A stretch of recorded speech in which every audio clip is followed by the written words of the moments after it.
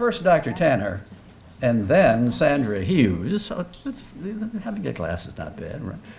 Have asked me to perform the near impossible. I'm supposed to speak about Sandra, who in a career with the school spanning more than 40 years, has become the heart and soul of the graduate program.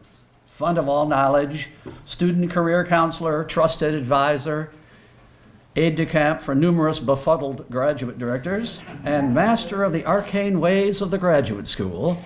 And I'm supposed to do this in no more than a minute or two.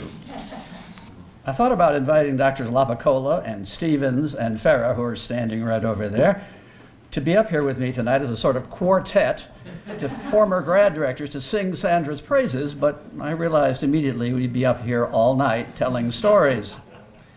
Now, when I mentioned to Carmen about my perplexity and how to appropriately recognize Sandra under these recommended time constraints, her advice was, when you're totally confused, when you're really up against it, perhaps the best course of action is to put your trust and your faith in a higher power greater than yourself. And here she is.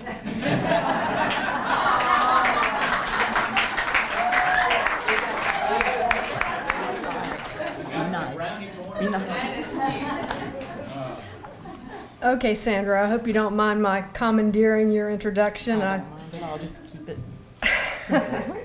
I was afraid that if Dr. Collins played an official part in ushering you into retirement, you would do no better job at it than he has. And I'm hoping that, like many normal retirees, you will soon begin to wonder how you ever had time to work.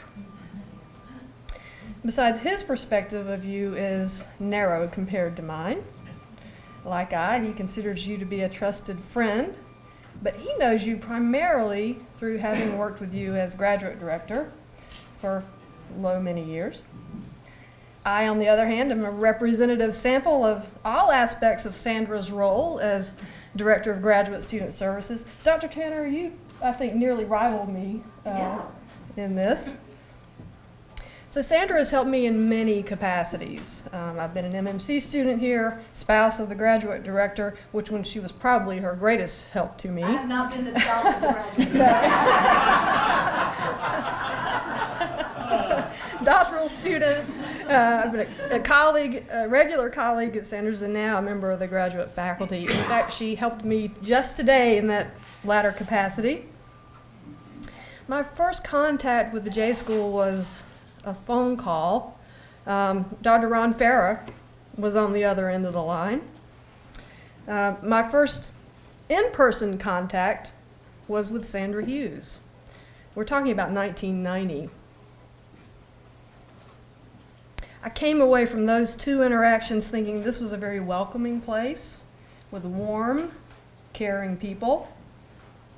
Then I met Dr. Collins, but that's another matter.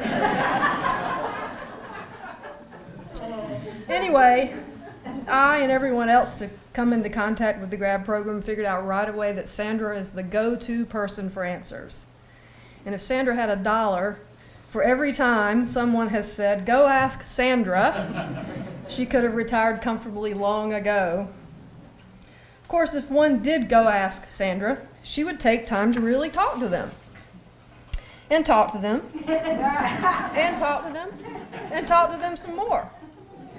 Sandra, they told me this was to be a gentle roasting. That was it.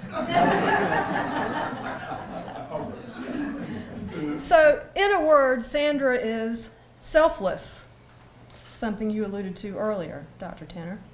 She has always put other people around here first, especially our grad students. It has been her job, yes, but she's done it in a true spirit of service because that's just who she is. I had to laugh. Monday evening, I hustled away from the grad student holiday party to selfishly make my 7 o'clock tennis time. As the first ball was struck, it occurred to me that Sandra was probably left to turn out the lights and put away all the leftovers, even though a part of that event was devoted to honoring and thanking her for her years of service. So Sandra, it is clear to me that without your daily presence, the J School will be a more selfish place.